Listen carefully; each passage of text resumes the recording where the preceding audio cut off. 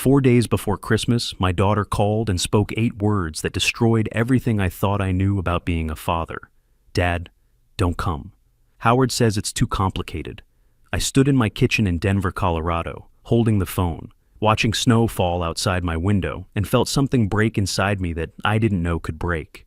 My name is Victor Thompson, and I was 62 years old that winter. I'm 69 now, telling you this with 7 years of clarity I didn't have back then. I had spent 37 years raising Dorothy, walking her to school, teaching her to drive, paying for her college, dancing at her wedding. And now, her husband Howard Wilson had decided I was too complicated for their Christmas dinner. After 35 years selling insurance policies to families just like ours, I thought I understood how relationships worked. I thought if you showed up, provided, and kept your word, that meant something. Turns out I was wrong about a lot of things. So I spent Christmas Eve alone at a steakhouse downtown, surrounded by families celebrating together, trying to swallow food that tasted like nothing. Halfway through my meal, a man about my age walked over to my table and asked if I wanted to join him and his wife. I said yes, thinking it was just holiday kindness from a stranger. I had no idea that simple word would completely change my life. 7 years later, Dorothy stood in my living room, tears streaming down her face, and only then did I truly understand what that invitation had set in motion. I spent most of my adult life believing I was a good father. I worked hard as an insurance agent, building a client base of over 400 families in the Denver metro area. I specialized in life insurance and retirement planning, helping people prepare for the worst while hoping for the best. The irony wasn't lost on me later, that I'd spent decades helping other families plan for their futures while mine was falling apart without me even noticing. I provided well, showed up to every recital and graduation, paid for Dorothy's art education at Colorado State. I thought that was enough. I thought love was demonstrated through responsibility and sacrifice. But sitting alone in that steakhouse on Christmas Eve, I learned something painful. Sometimes being a good provider doesn't mean anything if the people you provided for don't actually want you around. The restaurant was called the Rustic Table, one of those upscale places that stays open on holidays for people who have nowhere else to go. The hostess had given me a sympathetic look when I walked in alone, the kind of look I'd seen plenty of times in my office when someone came in to file a claim after losing their spouse. She seated me near the window, away from the families, like she understood I didn't need to watch other people's happiness up close. I ordered a ribeye and a glass of red wine. The steak was probably excellent. I couldn't taste it. All I could think about was Dorothy's voice on the phone 4 days earlier, the way she'd lowered it like she was afraid Howard might hear her being too kind to me. I had asked what that meant. Complicated how? We had done Christmas together for the past 5 years since she got married. I had never caused problems. I brought gifts, helped with dishes, played with my grandson Leonard. I thought things were fine. In my line of work, you learn to read people pretty well. You have to, when you're asking them to trust you with their family's financial future. But somehow, I'd completely missed the signs that my own family was pulling away from me. It's just with his parents coming this year and the house being small and everything that happened at Thanksgiving. What happened at Thanksgiving was that I had quietly disagreed with Howard about politics at the dinner table. Nothing major, nothing personal. Howard had been going on about how people on Social Security were draining the system, and I'd mentioned that most of my clients worked. Had simply said, I saw things differently, and changed the subject to Leonard's soccer season. But Howard had been cold to me the rest of the evening, and Dorothy had apologized to him 3 times that I heard. Probably more times that I didn't. Each apology felt like a small betrayal, but I told myself she was just trying to keep peace in her marriage. I'd seen plenty of families torn apart by stubbornness and pride in my years of work. I didn't want that for us. Dorothy, I had said carefully, I'm your father. I haven't seen you since October. I just want to spend Christmas with my family. The pause on the line had been long enough for me to hear Howard's voice in the background, impatient, asking who she was talking to. In that moment, I realized I wasn't family to him. I was an interruption to his evening. I'm sorry, Dad. Maybe next year. Maybe next year. Like I was a magazine subscription she was thinking about renewing. Like 37 years of being her father was something she could put on hold indefinitely. So there I was on Christmas Eve, 62 years old, divorced for 15 years, sitting alone in a restaurant full of strangers, wondering how I had ended up so completely unnecessary to the people I had built my life around. In all my years of helping families plan for their futures, nobody had ever mentioned that your children might just decide you weren't worth including in theirs. That's when Eugene Parker walked up to my table. He was a tall man with gray hair and kind eyes, wearing a cardigan that looked hand-knitted. His wife Ruth stood a few feet behind him, small and elegant, watching with an expression I couldn't quite read. After 35 years of meeting strangers and building trust quickly, I'd gotten pretty good at reading people's intentions. These two weren't looking at me with pity or judgment. They just looked like decent people who saw another human being sitting alone on Christmas Eve. "Excuse me," Eugene said. "I couldn't help noticing you're alone tonight. My wife and I have a table for 4, but it's just the 2 of us. Would you like to join us?" I almost said no. Every instinct told me to protect my privacy, to handle my loneliness the way men of my generation were taught to handle it, quietly, invisibly, without burdening anyone. In my insurance work, I'd learned that people don't like to think about worst-case scenarios. They certainly don't want to sit next to them at dinner. But something in Eugene's face stopped me. There was no pity there, just simple human recognition. "I don't want to intrude on your evening," I said. "You wouldn't be intruding," Ruth said, stepping forward. Her voice was warm, southern, like honey over gravel. "We genuinely enjoy the company. Our children are scattered all over the country this year. It's just us and too much food." I looked at my half-eaten steak, at the empty chairs around me, at the families laughing and talking at every other table, and I made a decision that would change everything. "Okay," I said. "Thank you. I'd like that very much." That first dinner with Eugene and Ruth Parker lasted 3 hours. We talked about everything. Eugene had been a bank manager for 30 years, before retiring, working his way up from teller to regional manager. Ruth had been a pharmacist at Presbyterian St. Joseph Hospital, then moved to outpatient care when her knees couldn't handle the hospital floors anymore. They had 3 adult children and 7 grandchildren spread across California, Georgia, and Maine. "Holidays used to be chaos," Ruth said, laughing. "Now they're quiet. We're still figuring out what quiet looks like." I told them about Dorothy, about Howard, about the phone call 4 days ago. I hadn't planned to share so much with strangers, but something about their presence made honesty feel safe. Maybe it was all those years of sitting across from clients, helping them plan for their families' futures. That made me appreciate people who actually listened when you talked. "That's hard," Eugene said simply. He didn't offer advice or try to fix anything. He just acknowledged the pain. In my line of work, I'd learned that sometimes that's all people really need. Someone to witness their struggle without trying to solve it immediately. And somehow, that was exactly what I needed. When the check came, Eugene insisted on paying for my meal despite my protests. "Consider it a Christmas gift," he said. "And Victor, if you're not doing anything next Sunday, Ruth makes the best pot roast in Denver. We'd love to have you over."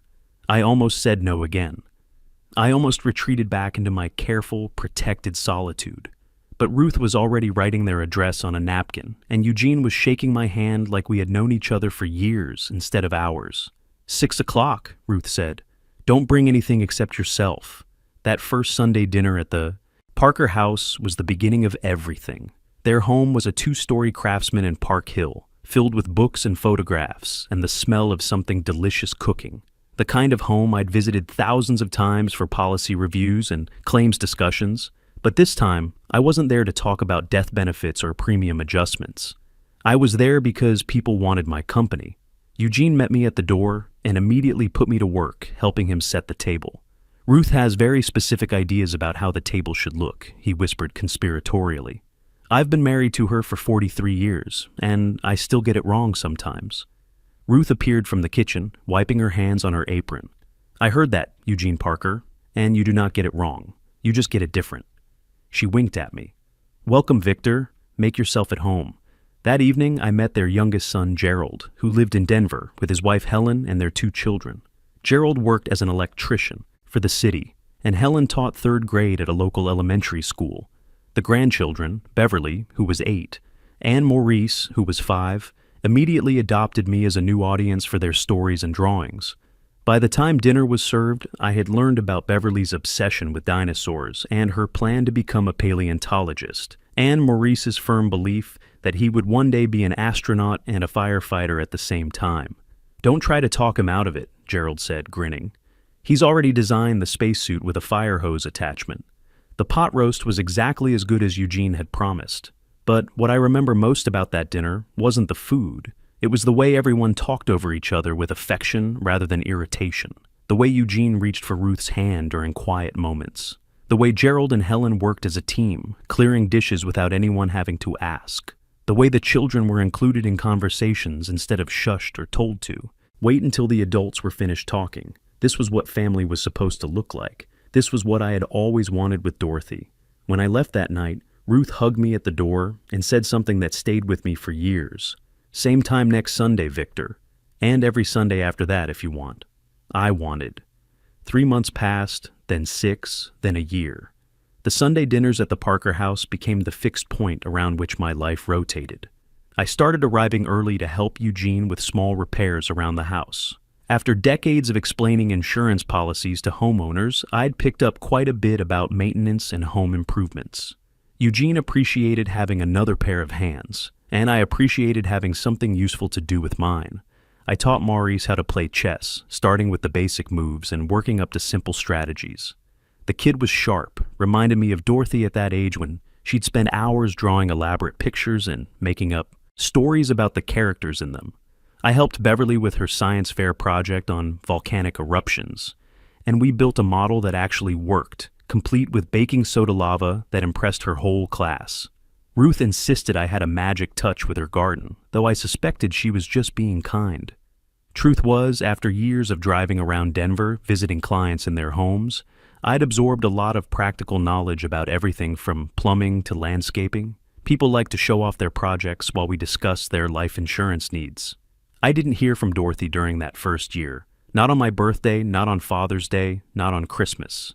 I sent cards and gifts for Leonard's birthday and received a brief thank you text in return. Thanks for the soccer ball. Leonard loves it. 14 words. I counted them. I called twice. Both times Dorothy was too busy to talk and promised to call back. She never did. The first time, I could hear Howard in the background asking about dinner plans. The second time, Leonard was crying about something and she had to go. Both times I hung up feeling like I was bothering people who had more important things to worry about than talking to me. The silence hurt. It hurt every single day. But the pain was different now because it existed alongside something else, belonging, community. The Parker family wasn't replacing my daughter. Nothing could do that. But they were teaching me something crucial. I could be loved without earning it. I could matter to people who had no obligation to care about me. One Sunday evening, about 14 months after that first Christmas Eve, I arrived at the Parker house to find Ruth alone in the kitchen, crying softly while she stirred a pot of soup. I'd seen that look before, in my office, when people came in after losing someone and had to discuss updating their beneficiaries. "Ruth," I said, "what's wrong?" She looked up, startled, then quickly wiped her eyes. "Oh, Victor, I didn't hear you come in. It's nothing. I'm just being foolish. It's not nothing if it's making you cry." She hesitated. Then she set down her spoon and leaned against the counter, looking suddenly older than her 68 years. "My sister passed away this morning. We hadn't spoken in 11 years. The story came out slowly. Ruth and her younger sister Margaret had a falling out over their mother's estate after she died. Nothing unusual about it, unfortunately. I'd handled plenty of life insurance claims where family members stopped speaking to each other over money and property. Harsh words were exchanged. Accusations about who cared more, who deserved what. Then silence. Year after year of stubborn, proud silence. Ruth had reached out several times over the years, but her sister never responded. Christmas cards returned unopened. Phone calls that went straight to voicemail. Eventually, Ruth stopped trying. "And now it's too late," Ruth said. "She's gone. And all I can think about is everything I should have said, everything I should have done differently." I stood there in that warm kitchen, watching this kind woman grieve not just her sister, but the relationship they had let die. And I felt something shift in my chest. "I'm so sorry, Ruth. Don't let it happen to you, Victor." She looked at me directly, her eyes fierce despite the tears. "Whatever is between you and your daughter, don't let it stay broken until it's too late. Pride isn't worth it. Being right isn't worth it. Time runs out. And then all you have are regrets." I thought about that conversation for weeks. I thought about it when I drove past the card store and almost went in to buy something for Dorothy. I thought about it when Leonard's birthday came around and I sent a gift that was never acknowledged beyond that single text. I thought about it when Father's Day passed without a word, but I didn't reach out. The rejection still felt too fresh. The fear of being told again that I was too complicated kept me paralyzed. Then, 2 years after that first Christmas Eve, my phone rang on a Tuesday afternoon. It was Dorothy, Dad. Her voice sounded strange, thin, not like the confident high school art teacher I remembered. I gripped the phone so tightly my knuckles went white. Of course, I'm here. Howard and I are having some problems, financial problems. The real estate market isn't doing well, and we got behind on some payments. And now there's this debt that we need to clear before the bank. She trailed off. I waited, my heart pounding, hoping for something. An apology, an acknowledgement, some recognition that she had hurt me and wanted to make it right. Some sign that she had called because she missed her father, not because she needed something from him. Dad, I need $60,000. The words hit me like a physical blow. After 2 years of silence, after missing birthdays and holidays, and every milestone in Leonard's life, she was calling to ask for $60,000. I knew that amount exactly because it represented most of what I'd managed to save for retirement after 35 years of steady work in insurance. It was my safety net, the thing that would let me live with dignity when I couldn't work anymore. I know it's a lot, but you have the retirement fund. And Howard says if we can just get through this quarter, everything will stabilize, Howard says. There it was again, the phrase that had started all of this. Dorothy, I said slowly. When did we last speak? Before today. Silence on the line. I could hear her breathing, could almost feel her searching for an answer that wouldn't sound as bad as the truth. I'm trying to remember, I continued. Was it the Christmas you disinvited me? No, wait. You texted me in January after that. Happy New Year, 3 words. Was that it? 2 years of nothing. And now you're calling to ask for $60,000. That's not fair, her voice sharpened. You know things have been complicated with Howard and his family. You know he has opinions about me, I finished. Yes, I know. I'm too complicated, too different, too something. I've been whatever he needed me to be for 2 years, Dorothy. I've been invisible. And now suddenly you need money. And I exist again. I'm your daughter. She was crying now. Doesn't that mean anything to you? The question hit like a physical blow, because of course it meant something. It meant everything. She was my daughter, my only child, the person I had loved most in the world for 39 years. But she was also the person who had chosen her husband's comfort over her father's presence, who had let 2 years pass without a real conversation, who was calling now, not because she missed me, but because she needed something from me. Dorothy, I love you. I have always loved you. But I can't give you $60,000. Why not? You have it. I know you do. Because giving you that money won't fix what's actually broken. Because Howard will find another crisis next year and another one after that. Because you haven't asked me how I am in 2 years. And you're not asking now. Because I learned something these past 2 years about the difference between being needed and being valued. So you're choosing money over your own daughter? That's who you are? That's the kind of father you've become? No, I said, and my voice was steady despite the trembling in my hands. I'm the kind of father who learned that love isn't the same as being used. I'm the kind of father who has people in his life now who show up for Sunday dinner, not because they need something, but because they want to be there. I'm choosing that, Dorothy. I'm choosing to be valued, not just needed. There was a long pause. Then Dorothy spoke, and her words were cold and precise. You know what, Dad? Howard was right about you. He always said you were selfish underneath all that nice guy exterior. I defended you for years. I won't make that mistake again. Don't call me. Don't text me. As far as I'm concerned, you've made your choice. The line went dead. I stood in my apartment, the phone still in my hand, and waited for the devastation to hit. It did eventually, but mixed with the grief was something unexpected. Relief. I had finally stopped pretending. I had finally told the truth, and my daughter had shown me exactly who she had become. That evening I drove to the Parker house, even though it wasn't Sunday.